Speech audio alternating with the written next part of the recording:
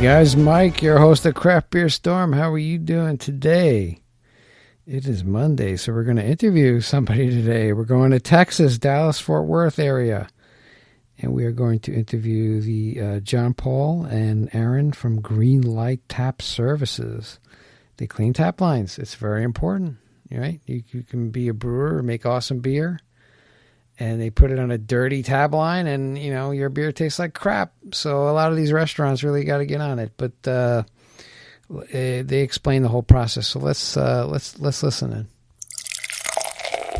Hey, and we are here with Aaron Stabenow and John Paul Tabor. They are the owners and founders of Greenlight Tap Services. How are you guys doing? You doing good? Cool. And you're calling us from Texas. You cover the Dallas-Fort Worth area, and I think that's what we do in this podcast is we do 360, everything about craft beer, and not just brewers and founders, but tap lines. Tap lines are really important. Cleaning them and make sure they're clean. A lot of restaurants neglect it. I go into restaurants, I'll have one beer, it'll taste a certain way, mostly like chalky. Like if they don't clean the tap lines, like it's bad. And I'll have another beer, totally different style, it tastes the same. It's like ridiculous. Then that we do that every day. They don't take care of their tap lines, but you guys do, and you know it's very important to have clean tap lines is very important. So maybe go into like how you got started, what you're doing now, where you're heading. Maybe if you can go into that. Yeah, I'll get us off and rolling. Thanks for having us on, Mike. We had this conversation and this business idea probably about 6 years ago, and unfortunately just never acted on it for several years. We took a trip to Moab. We were doing some jeeping, biking, hiking, and over a couple beers decided we were tired of drinking crappy draft beer and that we were going to do something about it here in North Texas. So got to work, and about 8 months later went live. That was this March 1st of 2019. And been helping restaurants, bars, entertainment venues, bowling alleys, breweries, home breweries, office buildings, and property managers that have co-working space, partnered with a number of people to help them maintain their draft system and keep their lines clean. It's very important, because a brewery puts a lot of passion into making a beer. And it could be an excellent beer, but you put it on a bad tap line. It tastes like crap, and that's a bad reflection on the brewery. And people don't want to come into your restaurant if they have like bad beer. They won't come back. In these tap lines, you have these complex flavors and ingredients that are used in these beer, which gets into the tap line, and then it could create like bacteria, yeast, mold, all kinds of nasty stuff. And if they're not kept clean, it reflects on the beer, and it's just a bad thing. Is that what you're finding? Yeah, absolutely. And especially with the craft beer explosion here in the Dallas-Fort Worth area in the last 5 to 7 years, it's not just your Bud Light, your light beers on tap anymore. It's things with a lot more flavor, a lot more different ingredients that clog Absolutely. up the lines and catch on the faucets, and all the components in the system can take those unique flavors on and, really impart that into whatever other beer they put on that line in the future. Yeah, you could have a spicy beer, and then, if you don't clean it properly, you put a lager on. It's like a spicy lager or something. There's all kinds of stuff that goes into beer these days. And not to mention the rotation and the disorganization of the bar itself, and rotating taps, rotating kegs. You got a distributor maintaining these taps. You got another distributor maintaining these ones. You got an independent guy who comes in once every 3 months and might touch that one over there. It's completely disorganized. So we're really trying to create a movement around better maintained draft systems, which directly impact, a clean line. Because that's not good if you have one person cleaning one draft line and another person cleaning another. How do you keep track of it? You got to clean all of them at once. That way they're clean. That's what we do here every 2 weeks. 100%. That's part of the value that we're trying to bring to our customers is organization and peace of mind. And, we take that entire process off of their plate so they don't have to worry about it, and they can manage their business and not have to worry if, one of their 64 taps was cleaned yesterday or not. We handle the whole system. Yeah. And Mike, you mentioned the restaurants, and the beer tasting bad in the restaurant, but now take it a step further up the chain to the brewers. Mm-hmm. A brewery in their tap room, 10 feet away from where they're brewing the actual beer, and they pour beer out of that tap, and it's not right. So it's like that's the absolute worst thing that could happen as you're a newcomer to that local brew, and you try one of their beers and it doesn't have the integrity and the taste that they want. And now you're probably going to shy away from that beer, maybe that brand entirely, forever, and never come back to it. There is a law in New Hampshire, like for growlers. I don't know if it's bad in Texas. I mean, are you allowed to fill growlers in Texas? I was reading some stuff. Like they couldn't even sell beer at one point, right? Or something. You couldn't sell beer. Yeah, growlers have been a thing for several years now. And they just passed a law, the state of Texas did, allowing beer to go sales in pubs and brew houses and things like that. Before, it was only for on-premise consumption. And now, as of, I think, September 1st or maybe October 1st. I'm about to say less than 2 months. Yeah, folks are able to go to breweries and small establishments and buy beer to go. Yeah, that's crazy, man. They just passed that. Like all this, these states are out of control. Each state does whatever the hell they want, And if they're a brewery, they rely on people coming in. That's the best margin, drinking their beer and taking beer away. That's how you make a business, But it's where they have the most control too, and that's why our partnerships with breweries, I would say the past month has been so heavy. We've had brewers reaching out to us, actively engaging with us to come out, consult, sit down, take a look at what their process is and what they're doing, because they simply don't have the time. They're trying to make good beer, and the resources are very limited to what they have and who they can throw at. Oh, well, who can clean the lines this week or this month? So we're really trying to take a lot of that pain and headache and time off their hands and become a partner for them. Absolutely. If you can come in and just take care of the tap lines, that's just one less thing that they have to worry about, they can focus on brewing the beer. And also, like I said, the clean tap lines, you put good beer in a dirty glass. It's going to taste like crap. Same thing with tap lines, right? It's just, you got to keep these things clean. It's typically go ahead, Aaron.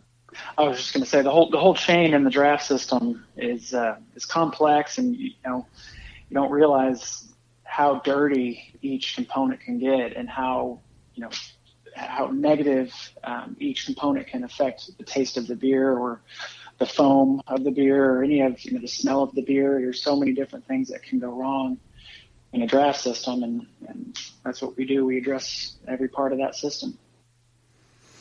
So you have so there's like a liquid cleaning. I guess you run a detergent through, then you run some type of sanitizer through. Is that what works? Yeah. So our typical process is we arrive, we tear down all the faucets, we clear the lines out with water first, just to get all the beer out. We don't want to be using beer to clean the lines. We want to get it all out of there. Then we use a caustic solution mixed with water, and then we use a recirculating pump that actually completes a circuit through the draft system and pushes at a high PSI this solution through the system, touching every component of it while it's doing that for a minimum of 15 minutes. And then we flush it back out with water and test the pH to make sure it matches tap water, and then we repack the lines with beer. That's essentially our service in a nutshell. And it's the Brewers Association guideline to the T, which no single distributor here in Texas is following. It's 15 minutes on the dot. It's the right type of solution. It's the right process. It's tearing down the faucets. It's scrubbing them by hand. The couplers are self-cleaned with our process. We actually have a connector for the couplers in the keg room. So all of that gets touched. The entire system is maintained, cleaned, and serviced while we're there. You have to take everything apart too and clean it, that's what we do with our tanks here. I just yell at people if they take shortcuts, like if they don't take clamps all the way off, and they say, yeah, we'll run it through. I'm like, no, you got to take everything off. Take everything off, the gaskets, everything, the clamps, everything's got to come out because it just gets gooky, right? And then bacteria is very, man, if you're not careful, that sucker can multiply quickly and just destroy everything. It could destroy your beer. And I've had it a couple times. Yeah, I've had it a couple times where I had to flush a couple of batches down. It's painful because they didn't clean the tank properly, We have a client here that's in the sporting industry, and very excited to work with them. But, they actually terminated sales for the entire season of their sport in 2019. They terminated draft sales due to the issues and the cleanliness that they were having difficulties with. Oh my God. So, imagine the impact of their business, switching over to bottles and cans that have minimal margin versus the draft system, where they can control the margin and the profitability, for an entire season. That's of their crazy. Sport. What happened there? That's nuts. That's kind of insane. They just couldn't. Somebody was trying to manage the service and couldn't take care of it because they were probably taking care of numerous other things, and it just went by the wayside because people don't understand the importance of it. Distributor was probably focused on selling them beer and not helping them maintain their system, which is what we see day in and day out. Is that part of the deal with distributors, I guess? So they buy the tap. I can't say this on the podcast, but everybody knows it. They're involved with purchasing tap lines or whatever. I don't know, but I guess since they give them money, they have to monitor the tap line. But it sounds like it's similar up there. But Texas state law, anybody distributing beer is supposed to be responsible for cleaning the line that it goes on. And, oh, really? Excuse me. Yeah, and there's two major distributors in town, a couple other smaller distributors, and then a dozen or so local breweries that self-distribute. And each one of those distributors or sellers is supposed to maintain the line that their beer goes on. But they're delivering beer as fast as they can and trying to keep up. And they've got some guy that's throwing a keg in the cooler is supposed to go in and clean the tap line and then do that 20 more times that day. They just don't have the capacity or the resources or even the knowledge to do this kind of work. No, they don't know what they're, they just want to sell kegs to you, not one keg, but 5 kegs. And then they're out the door and then somebody else delivers it. And yeah. So Aaron, tell them about what they do. If the distributor actually does something along the lines, tell us more about what they actually do. What we experienced today? Yeah, we've been on site doing some, the proper service for some of our customers before, and seen some of the delivery guys come in, and basically they'll ignore the flushing with water. They'll just pour all the beer out of the line. They'll push some cleaner through, and then they'll just push either water or beer back through to push the cleaner out. And all of that takes place in, a minute or two. It's the equivalent of going to a car wash and then splashing your truck with a bucket and saying it's clean, or going through, an automatic wash where all the brushes are scrubbing and they're using detergent and, doing the proper getting all the service. nooks and crannies and wax and everything, right? So if they were to read the Brewers Association handbook, they'd realize that just pushing cleaner through within a minute or two does absolutely nothing. No. If you're gonna use any cleaner without a recirculating pump, it needs to sit in the line for at least 20 minutes. In addition to tearing down the components by hand and cleaning them, and that's just not happening. Well, the Micromatic pump, the recirculating pump that we use for Micromatic, is the best on the market, and it's top of the line. It gives us the most pressure. It gives us access to doing up to 20 lines at a time, to where we can efficiently go in and do it the right way. So where they're doing this by hand and pumping one line at a time with water, we can hook up 20 taps, 24 taps at one time with our pump and run at the pressure that we need to on that closed circuit system, and then properly clean it, let it soak, flush it out, test it, and then put everything back together. That's cool. 20 at once is awesome. Yeah, it's a cool service. When we go and talk to our customers, they look at us, with a blank stare because they have no idea what we're talking about. And, we offer to come in and do a demo on a few lines just to show them, because seeing is believing. And it's a really cool show, and we're always excited to get out there and do it, and gives us a chance to show them the components of the system that they've probably actually never even seen before. In addition to showing them how dirty their system, 99.9% of the time is when we get there. So I was going to say, all they got to do to want to sign up, after we're there, and if we're doing our job right, I mean, just look in the bucket where we're cleaning the faucets out. We look in that bucket every time, because even if they have a perfect system up to that faucet, we always have sediment in the faucets. So we're cleaning those out, scrubbing them by hand, taking them completely apart, putting them back together, and letting them soak. And there's always tons of sediment there. So even if your system is perfect from the keg room to that faucet, it's still going through all that sediment to actually pour out. So that's where we typically start by showing the client. And then we go to the bucket of the cleaner that's gone through the system, and we show them that bucket. And that's normally what they need to see to understand how little has been done up to this point and how much our system is cleaning out, everything, all their lines. Yeah, you just have to show them, and then they see it and they get shocked. They're like, wow.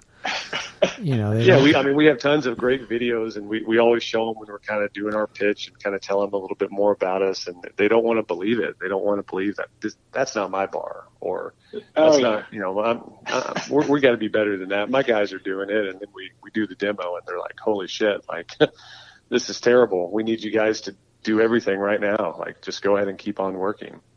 Yeah, part of our follow-up, our service after our initial, the first time we touch a customer, is we'll show them those pictures and videos. We'll make sure that we get some really good ones. And, I think that wins us a customer for life at that point with some of the pictures we've shown them. So, yeah. A free shout out on Instagram after, helping out a customer, help draw business into these places. A lot of the bars and restaurants that we're serving today, we're engaged with because we really enjoy their beers, we enjoy their restaurant, whatever shout outs that we can do on their own Instagram pages or Facebook pages to help drive business their way, using the hashtag better beer, better profits, clean beer is better beer, and a number of others, here on our own Instagram page. So. Yeah, it's great. I mean, you have to, because I just get so disappointed when I go into certain restaurants and then the beer is just, you look forward to having a good beer and it's just chalky and just disgusting. It's like, what? Yeah. It's horrible, man. And I pulled a couple over. I'm like, these beers taste the same. You're not cleaning your tap lines. What's going on? You just have to tell them, because it's... people come in, they're going to notice and not go there again. I mean, what do they want to lose business or? They won't go there, or they'll drink bottled beer, or they'll drink liquor. And best case scenario, they switch over to something else that they know doesn't have that chance. They'll switch to a bottle or a can, or to liquor, and some of those products have much less profit margins for the bar. And. Oh, yeah. So that's what we're trying to help businesses with is, keep the profitability in the business, start with the customer experience, enjoying the beer, ordering more beers, coming back to your bar because you have good beers, and drinking a product that gives them higher profitability. Right. I mean, yeah, on tap, I mean, the margin there is fantastic for bars, just to have kegs on tap and, it helps the breweries too. They drink more beer, and you have bad tap lines. It affects everybody. Absolutely. But what now? What are you seeing in Texas? What's the beer? I mean, everybody's IPA still, or this is, I guess, forever. Yeah, it seems like every brewery that opens has at least two styles of IPA, and I mean we don't see a whole lot of Belgians or even sours, unfortunately.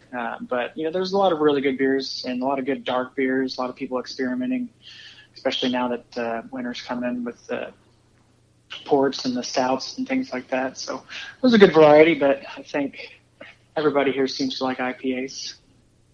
Yeah, and Aaron definitely comes to the table with that knowledge. I've always been pretty basic in my beer as a beer connoisseur and kind of stuck to some of the basics, which enables me very easily, when we go out somewhere to taste, some of the domestic light beers and be like, this is a terrible system. This system really needs to be addressed, or you really need our help. But I see a lot on the craft beer side, a lot of unique beers. A lot of people, I don't want to call it crazy, but just outlandish, off the beaten path, something really new that's just going to become a staple for them. We see a lot of that here. Like the new extreme, like you have to innovate and you have to create new. Everybody wants new. And then when you add more ingredients into beer, like I said before, there go your tap lines. You can have like really gooky stuff in beer and this is awesome. And then, your tap lines are affected. So you got to clean that stuff out before you put something else in. It's great with that local guy until like he sells a bar. He goes from a keg of a, stout or amber to sour and doesn't have the manpower to go in there and clean that line. And the bar's not taking care of it themselves. They're not having us come in there. So imagine what that beer tastes like. That coming through the same line after a month of something like that. God. And then how often do you suggest cleaning tap lines when you go to these places? Yeah, so based on, we base everything in our service on the Brewers Association handbook, and they say every 2 weeks this needs to be done. So, that's the conversation we're having with the customer up front, and we talk to them about the data and the facts, how, after 10 days, bacteria and yeast start to form on the inside of lines and, components of the system and things like that. But, our main hurdle is they still have a perception that the distributors are doing something for them. So, we're okay doing it every month. I think our system and the way we go about our cleaning is effective enough for them to see the benefit in it. But any more than a month, we typically don't try to have a regular customer on that type of schedule. Yeah, we tend to, I think our average customer today is probably on monthly service. We have a couple that really understand the uniqueness of it and the fact that they really need it done every two weeks or so. It really depends on volume, traffic, turnover type of system. But, every 2 to 4 weeks is really, they really need to be considering that depending on the specifics of their bar. But, when you have someone that's like, oh, let's just do this every quarter. Just, man, I got to show you like why we can't do that. And we've actually turned down some business because of that. We want the customer that understands what we're really going after and how we're trying to help them. And something's better than nothing, but we really need them to understand the big picture here and the movement that we're trying to create and how we are trying to help their business. Oh, yeah. And the last, pardon me, I was going to say the last thing that we want is to do a customer on a quarterly schedule. And for them to think, what are we getting out of this service? What are we paying for? Because really, if they're not doing it except every quarter, it's not as effective, and we're not doing, our best work. It's just, we're fighting against science and biology at that point. Every 3 months? Come on. That's disgusting. Really? I mean, well, the perception is the distributors are doing it, and it's a misconception. All right. Well, people need to be educated. So, but you guys are doing that, so that's great. And then you're doing a great service. So you're in Dallas, Fort Worth. You cover that area, or how far out did you go? Yeah, just the entire metroplex. There's a certain point to where any location that we're going to touch, it starts to disappear. It's a large area, but there's a clear line where the country starts and where breweries or restaurants that would typically have us on for service would. There's a clear line where that is. Everything's bigger in Texas, right, Mike?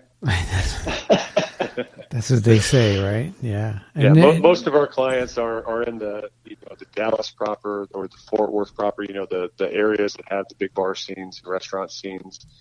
It's lately and in the last 10 years that restaurants are just popping up like crazy. We read a stat in the Dallas Business Journal, like 35,000 permits were applied for in North Texas for restaurants in 2018. And it's a phenomenal number of places that are being established. And you got to think the vast majority of them are going to have some type of alcohol, let alone a good portion of them have draft systems installed too. So, we're expanding not just into the line cleaning business, but, we do have a focus on service and maintenance for clients that are experiencing issues, right there on hand Friday afternoon at 4:00 before the big happy hour rush for the weekend. One of their lines bust or they're having an issue, we come in and perform that service. Mm-hmm. And then we're aggressively going after the install business too. We want to help these clients from the front end make the right decisions on the design of the draft system and the installation and the right components, the right lines, the right faucets, everything on the front end so that we can better support them on the back end. It is important to have the right components, because you want to avoid infection in these lines, and you want to have proper faucets, not piece of garbage faucets, right? You want good quality stuff, and it just pays off in the end, just really good stuff. So, that's great. And the brewing scene, like how many breweries are in the Dallas metro area? Would you know that, or? We've compiled a list in the last several months, as many as we've been able to find. And I mean, shoot, I think hundreds. One's popping up every month. I mean, there hundreds, maybe, brew pubs included, or guys brewing beer and serving it at their restaurant. But true breweries, I'd say, 40 or 50 in the metro area. And then just a bunch of brew pubs, guys that are, skilled at brewing beer and just have a passion for it, but also like to make good food, and they just sell their beer at their restaurant. That's great. Yeah, I was just in Denver, the Great American Beer Festival. They had like 70 in the Denver area. It was ridiculous, and they're just growing. Yeah, Denver's definitely leading. I would say has got to be one of the leaders in the country. But the way things are going in Texas, I can't imagine we're far behind some of the Northwest states, some of the Carolinas, Denver, some of these states that really have been known for craft beer and breweries for a long time. Texas can't be far behind. It's like Aaron said, they're popping up every other week. We hear about someone new coming to town, someone new opening up shop.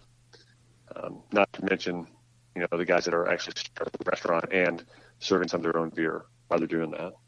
Cool. All right. Well, you got a big population there of restaurants and breweries, so that you guys got a lot of work ahead of you. And I'm sure as you move along in craft beer world, and people are going to pay attention to taste, and they will not go into restaurants that don't clean their tap lines. I think it's terrible. So you're doing a great service. So how can people get a hold of you if they want to? If they have a restaurant or something, or they want to just get more information. Yeah, we've got a website with a service submission form. It's www.greenlighttap.com. That's with 2 T's. And then we're pretty active on Instagram. We do a lot of messaging and take a lot of interesting questions and feedback on Instagram as well. And that's just Greenlight Tap Services. Cool. And then Facebook goes along with that as well. And it's just facebook.com/Greenlight Tap. Yeah, it's easy to get a hold of you guys. So that's great. So if you're in the Dallas area, call these guys. They're doing a good job. Good stuff. Thanks a lot for that, Mike. Yeah, no, I appreciate you guys being on, taking the time out. I think you're doing a great service that is really overlooked, and you can't just rely on other people to clean these tap lines. You gotta, and also it affects the breweries too. If you put a brewer's, beer on, he does a really hard job. It's a long time to brew beer and get it to the right format and taste, and you go and put it through some junk line. Absolutely, that's not fair. It's not fair. Yeah, we're trying to create a movement here in Dallas Fort Worth, one customer and one tap at a time. That's all you can do. Yeah. Yeah. But that's cool. I appreciate it. That's great. All right, guys. Well, I appreciate you being on, and we'll keep in touch. Yeah. Okay. Thanks, Mike. All right, guys. Take care. All right. Bye-bye. Yeah, that was John Paul and Aaron, the owners and founders of Greenlight Tap Services. They are based in Dallas, Fort Worth. Their motto is better beer, better profits. Restaurants, listen to this. You don't want dirty tap lines. Some of these restaurants clean them once a quarter. That's disgusting, if at all. It's horrible. And you go into restaurants, I taste these beers. They're like chalky beers. You know, you taste one style and then you have another beer and it tastes the same. It's ridiculous. Come on. These guys go in, they clean your tap lines properly, you know, it's not fair to the brewers either. You don't put a beer on a dirty tap line. It's bad. And people won't eat at your place anymore. So get on it, man. Clean these tap lines. Don't rely on distributors. Get the right professionals in. These guys can do it for you. Greenlight Tap Services. If you're in the Dallas-Fort Worth area, get them. If you're in any area in the country, find your local, Google it, right? There's got to be tap cleaning services. It's worth it, right? They come in every 2 weeks, month at the max, right? And clean your tap lines, which is important, especially if you do high volume. And that's my preaching today about tap lines. It's very important. And if you like what we're doing, you like our content here, we're 360, not just brewers and founders. We do everything in the craft beer world, and tap lines. Clean tap lines are very important. You know, go on iTunes, give us a rating, give us a review. If you know, like what we're doing, send me an email, michael@craftbeerstorm.com. Got any comments? If you got anybody you want me to interview, you know, hook us up, send me an email, connect us. I'll take it from there. We're looking for everybody that touches craft beer, 360, like I said. So that's our podcast for today. Keep an eye out for our craft beer weekends and craft beer events. We're scheduling them across the Northeast. Go on to www.craftbeerstorm.com for updates. We're on Instagram, Facebook, Twitter, LinkedIn, everywhere. YouTube. That's what I have for you today. I wish you the great rest of the day, and we'll see you on Wednesday with Beer Styles. Take care.